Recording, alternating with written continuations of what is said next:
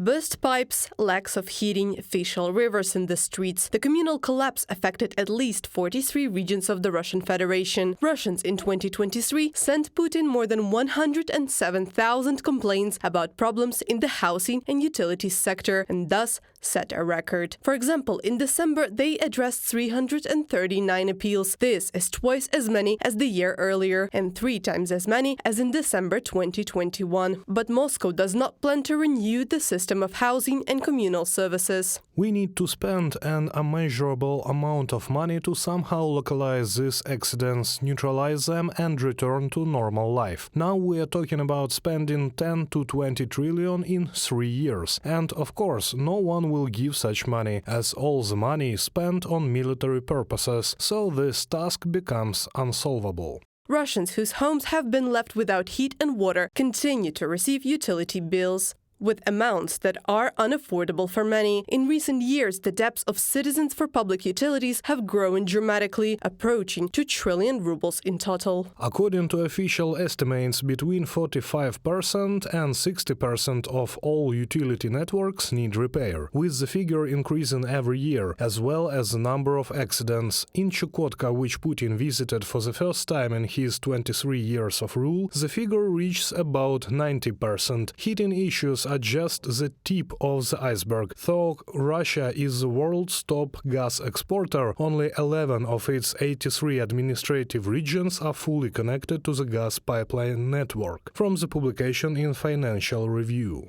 Large-scale spending on aggression against Ukraine, underfunding of the houses and utilities sector, corruption and a severe shortage of personnel, primarily due to mobilization, are the main problems that have caused the collapse of Russia's housing and utilities system. However, the Kremlin seems to have figured out how to solve the labor shortage. The population will simply have their tariffs raised once again.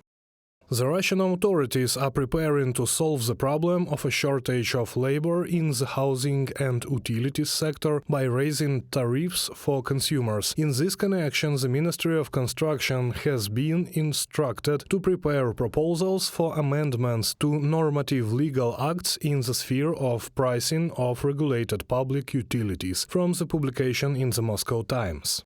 The Russian government is systematically reducing expenditures on public utilities. Thus, in 2023, more than 850 billion rubles were spent on housing and utilities sector from the federal budget. 818 billion rubles were planned for 2024, 455 billions for 2025, and only 360 billions are planned in 2026. Meanwhile, Russia's spending on the war against Ukraine continues to grow. In 2024, the Federation will spend about 10.8 trillion rubles. In other words, almost every third ruble of the Russian taxes will be spent on the war against Ukraine. Reported by Anastasia Tarnavska, Valeriana Kapelova, UATV News.